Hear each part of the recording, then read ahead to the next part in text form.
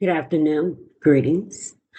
This is 7 CPS certified per specialist, and welcome back. Today, we're discussing the third stage of the five-stage recovery process called Change is Possible. Here, the person is questioning the disabling powers of the illness or disorder. So remember, at the start of every video, um, I do what I call an after action report. So in other words, um, whatever was discussed in the previous video, the next video, I go back and kind of brush up some things, clear up things, just in case there is a misunderstanding. Because, like I said, I'm an impromptu person. I do like efficiency, but at the same time, uh, I want it to be natural. A lot of times when you edit things, you edit out, how can I put it, the energy. That's how I can say it. You edit the energy of the presentation. And we're talking about recovery. No one's perfect. You can still get efficiency. And it's a natural flow. So I'm a role model, right? And so I'm not big on editing and editing out my moments of, like where am I at now? That happens. So doing an after action report on this guy, okay, from yesterday, um,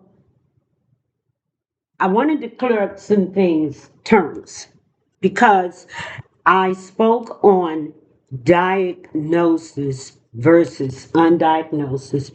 Undiagnosed, very important because with the symptoms, you don't have to be diagnosed. If something happened to you, you did not come up in a culture of seeking mental health, a family, or what have you. Um, so you may not have sought treatment, but you still have the symptoms. Okay. And so when I approached the diagnosis versus undiagnosis, and I think I was explaining it, and I was saying as you have symptoms, you redefined yourself. And if the symptoms persist, you want to know if it's random or do you have a diagnosis. I wanted to clear that up because I was not inferring that just because you're having symptoms, it may be for the first time, you may have never had them in your life or whatever, or you may have experienced them years ago and now just have them, doesn't mean you have a diagnosis. That don't mean you ought to go get one. Well, I would go get a diagnosis now because I'm having symptoms. That's not what I was implying. So I needed to clear that up. Um, the doctor determines, okay, if you have a diagnosis, which goes back to why I'm doing these videos. I am promoting mental health as normal healthcare. Okay. And not the stigma we put on seeking mental health or having a diagnosis. So I hope I cleared that up. That when I stated you rather have a diagnosis, please excuse the background. I love the doors open, clean house out. It doesn't mean um, I wasn't inferring that, you're experiencing symptoms for the first time, so you need to go get a diagnosis. So I wanted to clear that up. Thank you for allowing me to do that. So let's go back to what we're covering today, which is the third stage change is possible. Okay, let's cover another thing. It's not an after action review. Let's call it that. It was reporting the army, but we're civilian, Anita. So it's a review. Um, when I use scenarios like baby brother yesterday and his presumably elder brother, okay, that he was helping out. It's very important, these scenarios, and I'll say that going forward, like, okay, here's a scenario. The scenario help you understand what I'm talking about. It gives you a visual. Remember, a lot of us learn from visual cues. So it gives you an opportunity to imagine, picture that scenario, and it gives you a better understanding of what I'm talking about, of the term, the process, or the situation. So I wanted to go over that. I do that often. Okay. So it helps me, and I know it'll help you, the listener viewer. And another term that I discussed, and it was in reference to where baby brother had decided that perhaps his brother need to go into a facility because he wanted to move on and do something different with his life. Okay. And I had mentioned that um, I had spoke on a lot of people who are experiencing mental health, no matter the age, may have spent some time in uh, in institutions. So with that, okay, they may have started out as a child. Remember, I gave the scenario about the young girl, 4-year old, who may have lost their parents, spend time in the system. So a lot of times they age out. Okay, no one gets them out the system. No one other family member claims them, and so they stay there until they're 18. And so that's what I meant by that. Okay, very necessary. The after action report of the previous video, because it's all about understanding, and that's what I'm here to do, to give a clear understanding about recovery process. Excuse me, allergies are still going. We're working on it. So change is possible. What is that? It is a question of risk. Okay, it's a question of risk. How will I relate?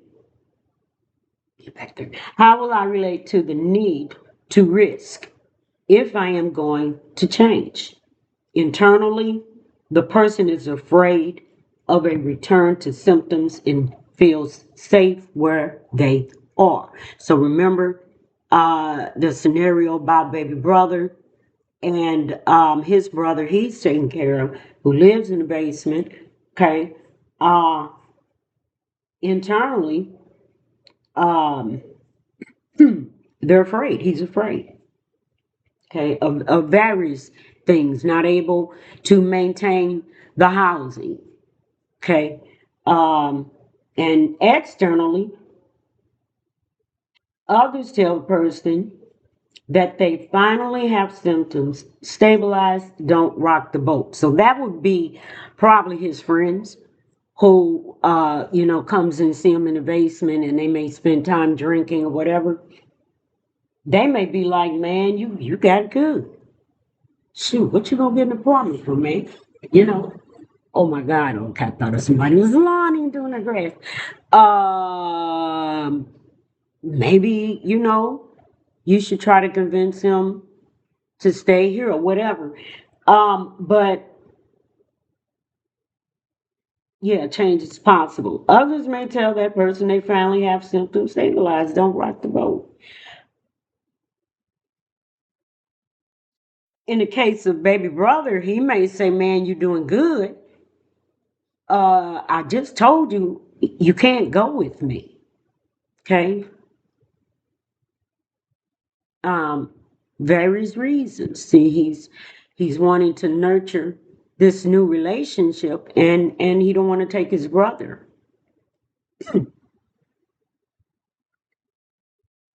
So he may see that. Whereas externally, others tell the person that they finally have symptoms stabilized. He may be telling his brother, "Look, man, you're doing well. You looking good. You know you were looking bad when I first took you in.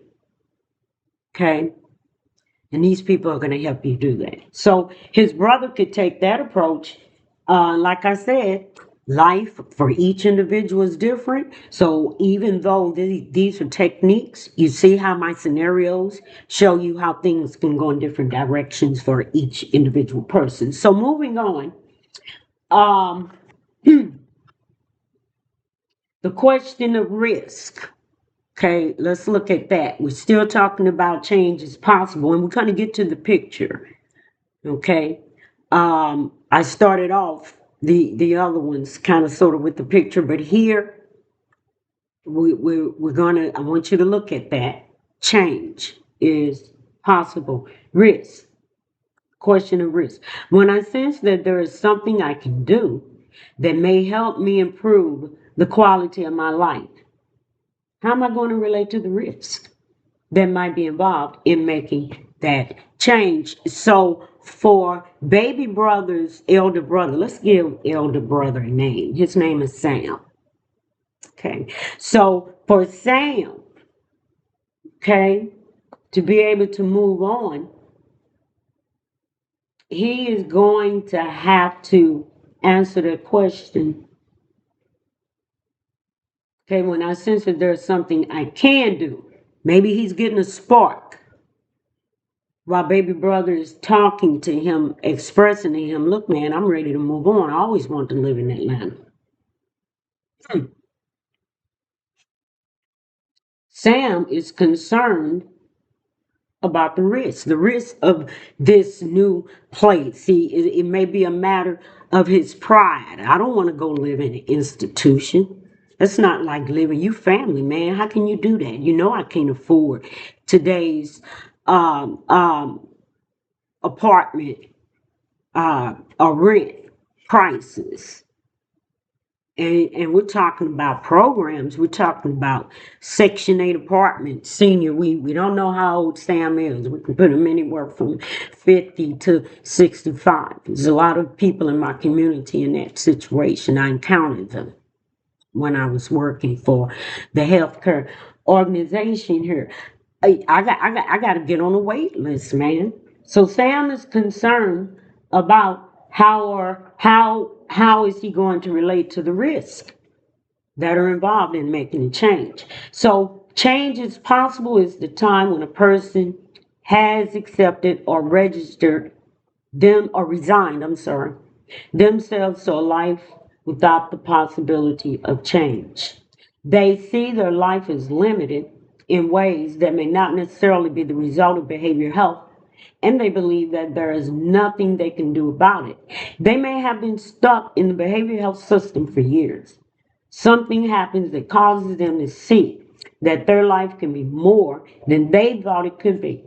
The danger, we'll get to that. Okay, so let's go to my slide.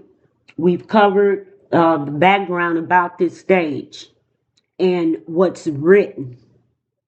Okay, change is possible. The person is questioning the disabling power of the illness. We'll get to that slide at the end of the stages. And the person believes that there has to be more to life than she is currently experiencing, as is beginning to believe that her life can be different. So they're using she in the slide here, but my scenario is Sam. And so in that confrontation that baby brother has with Sam, telling him, letting him know what his plans are, Sam could have a spark. Sam could be motivated, um, actually, because he has no choice. Okay, that could be the spark. Baby brother has already showed him his plans.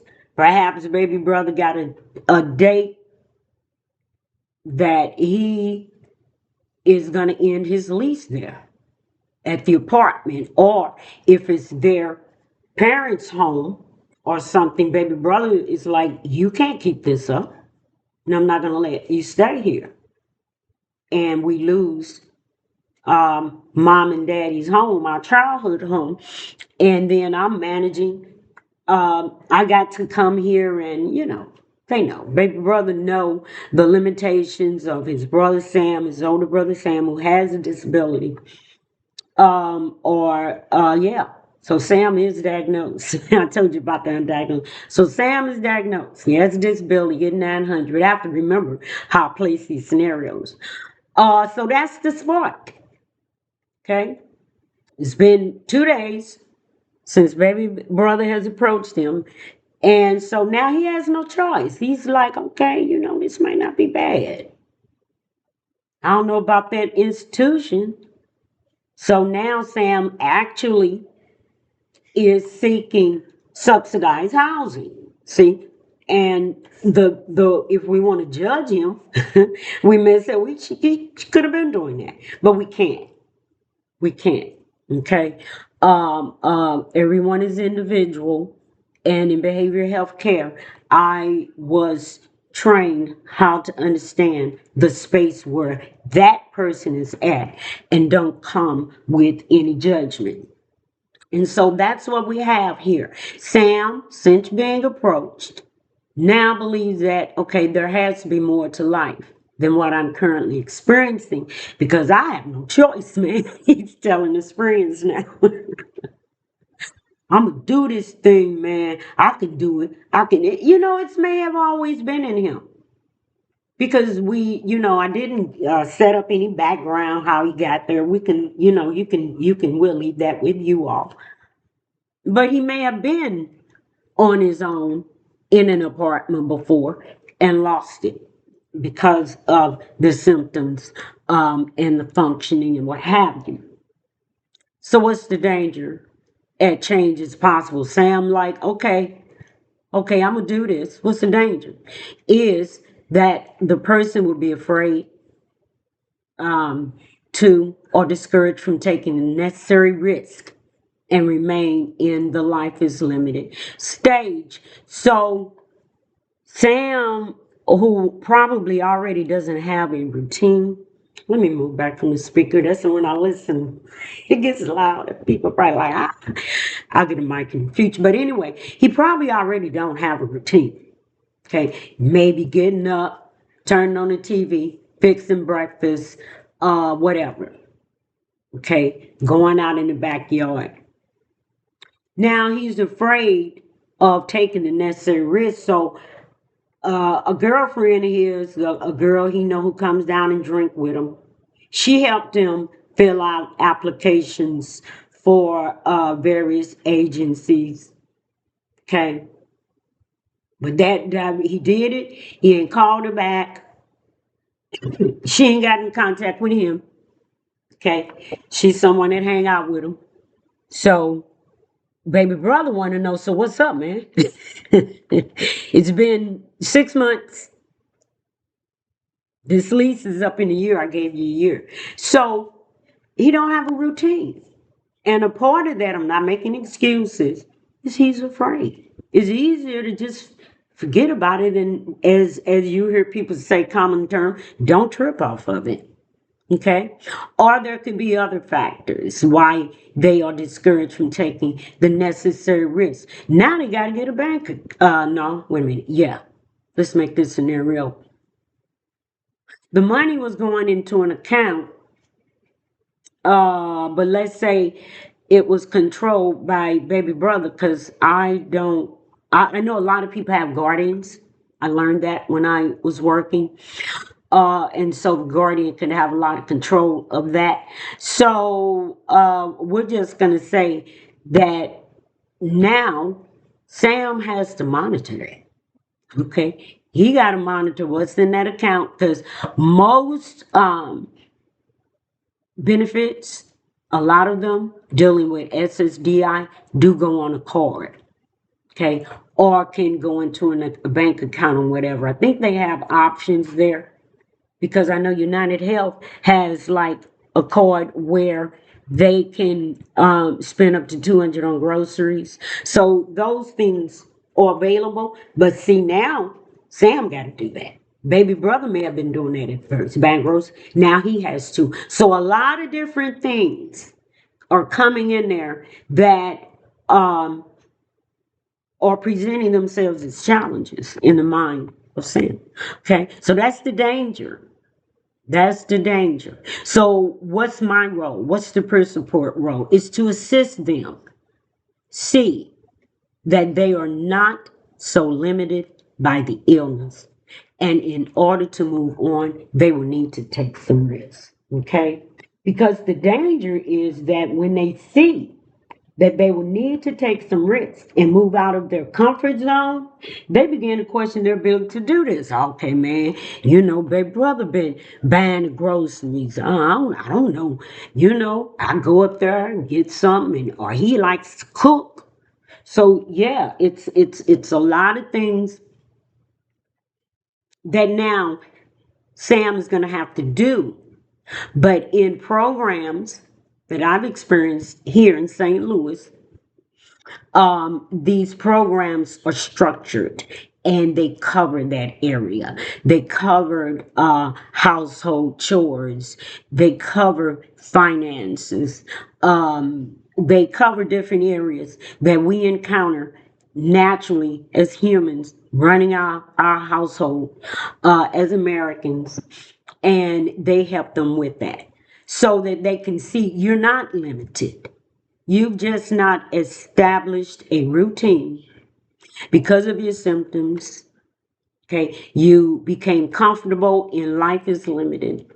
And so all of those things were being done by Burby brother, but now you gotta do them. So you help them with that, okay? In order for them to move on, you're gonna have to take some risks. So I'm gonna stop here. I'm really getting accustomed to my flow and what have you, and it's necessary. I enjoy doing these videos. Very important to keep the flow going. It helps me, so I know I'm vibing. I'm getting that energy that is helping you. So like, share, and subscribe. Okay? Subscribe, like, share. Share them, people.